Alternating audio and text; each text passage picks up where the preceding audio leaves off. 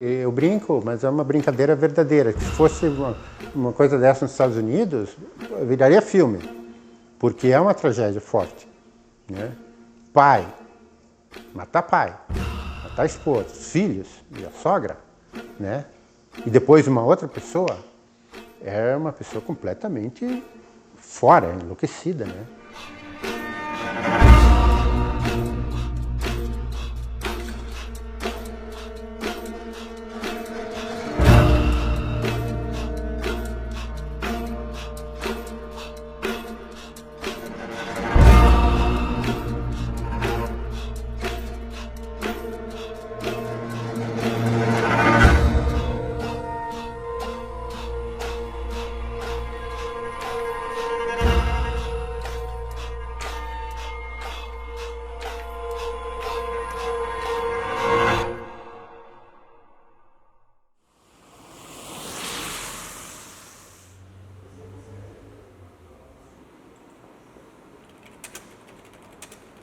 Cheguei no jornal de manhã, alguém ligou e comentou que tinha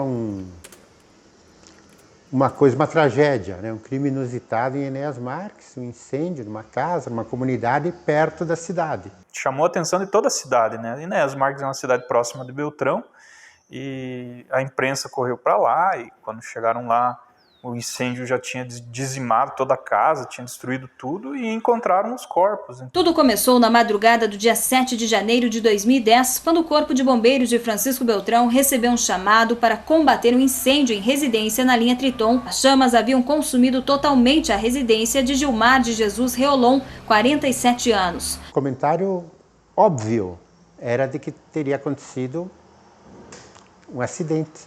Durante a noite, a família dormindo, não conseguiu reagir e todos morreram. A família eram 5 e acharam 4 corpos. Então veio a perícia, muito se falou o que aconteceu com esse outro corpo, não está lá. Morava ele, a esposa, o casal de filhos e a sogra. Daí o pessoal ficou, opa, está faltando alguém. Aí, por eliminação, vamos dizer assim, né, é o Reolon, então, está faltando o Gilmar. Ficou um mistério muito grande. Alguns começaram a suspeitar dele, porque ele não estava lá, tinha desaparecido, embora o carro dele ainda continuasse lá. Então ficou uma coisa muito sem explicação. O cachorro preso, carro na garagem, não tinha outra ideia. Não tinha, né? Pessoa conhecida na comunidade, família tradicional, não tinha algum crime, alguma coisa, nada, não tem, fora de cogitação. Cadê o Gilmar? Cadê o marido? Cadê esse pai? Cadê esse genro? Em Dianara Pereira dos Santos, uma adolescente de 13 anos foi assassinada no dia 27 de fevereiro de 2010. Ela estava sozinha em casa na localidade de Lajeado Bonito, em Enéas Marques. A adolescente tentou fugir e foi morta a pedradas e com um golpe de facão na cabeça a poucos metros de casa. Surgiu o comentário de que a adolescente em Diamara pudesse ter sido vítima do Reolon. Eu lembro que tinha algo nesse sentido, porque ele estava desaparecido, o caso dele era um caso sem explicação, não acharam o corpo dele, não acharam nenhum vestígio. O pessoal cogitou, mas não se levou a fundo, porque a polícia acabou tendo uma outra linha de investigação. Na época, então, eu acho que daí começou a se robustecer a ideia de que ele poderia estar nas redondezas, né? Foi um tremendo mistério na região. A palavra que define é mistério, porque algumas pessoas diziam, não, ele está no Paraguai, ele está na Bolívia. A coisa foi crescendo e foi ganhando repercussão nacional, internacional, enfim. As pessoas morrem, embora seja família, embora seja difícil de acreditar que um pai viesse a cometer um crime tão bárbaro como esse, mas o que mais explicaria o sumiço do Gilmar? O pessoal levou a sério. Não, esse cara tem que achar, não dá, é um perigo, né? Então acho que foi isso que espalhou o nome Gilmar Jesus Reolon, né, em tudo que é canto. Existia aquele mistério, onde ele foi parar? E tinha aquelas indicações de que redes abatidas e a desconfiança era dele. começaram a surgir relatos de pessoas que teriam visto ele rondando as casas, e isso tudo alimentado pelo irmão dele, que também tinha uma convicção, o Idemar, de que o Gilmar estava por ali.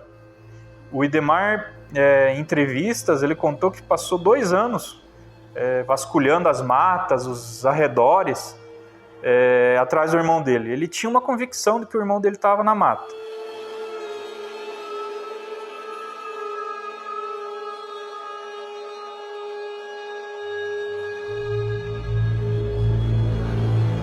E a nossa surpresa é que ele estava bem perto, né? Fora da área urbana ali, menos de 4 quilômetros. A gente foi lá ver onde disseram, e eu tive cuidado de ir medindo os passos, né? Não deu 500 metros de distância da estrada, né? Tinha um cheiro muito ruim, uma pessoa que ficou 3 anos sem tomar banho no meio do mato. Ele tinha os braços todos picados, assim, tinham feridas no braço de tanta picada de mosquito.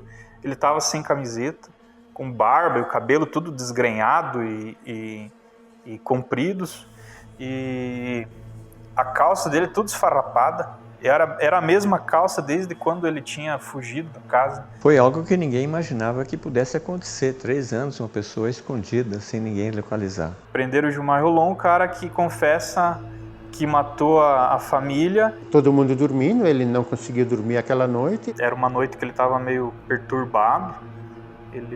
A família já estava dormindo e ele muito nervoso. Vamos dizer 4 da manhã ou 5 da manhã, matou. Então ele pegou um pedaço de pau que tinha lá e começou a matar, matou a paulada a família. Ele disse, eu acho, numa entrevista, a ordem que foi, mas acho que foi a sogra, depois a esposa, as crianças, enfim.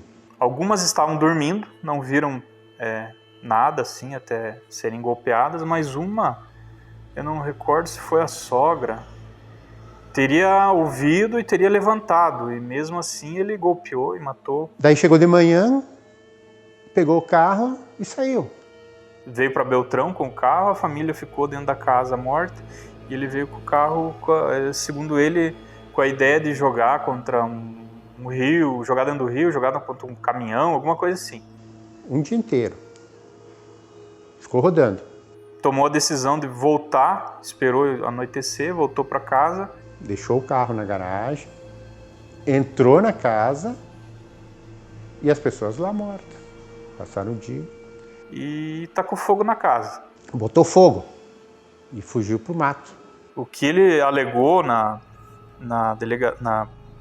a delegacia e para a justiça de que ele não queria que a família passasse vergonha e passasse fome pela situação financeira dele, que estava degradada. Ele fez maus negócios e a situação financeira dele estava bem difícil. Então, na cabeça dele, matar era melhor do que ver a família passando fome e vergonha. Enfim, uma pessoa que tinha uma casa normal, tinha uma vida normal, de um dia para outro tem que se esconder no mato. Inicialmente ele negou a morte da Indiamara, da adolescente. Mas depois, mais tarde, para a Polícia Civil, ele confessou. Uma menina que a mãe tinha viajado e para ela não ficar sozinha na casa, veio passar uns dias aí.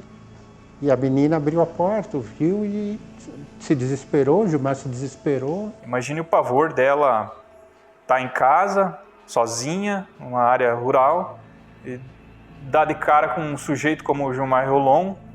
Ele corre atrás dela, ele persegue ela alguns metros e derruba ela, bate na cabeça dela com uma pedra e depois com um facão também na cabeça ele termina de cometer o crime. Então imagina que foi uma coisa extremamente violenta e chocante e triste.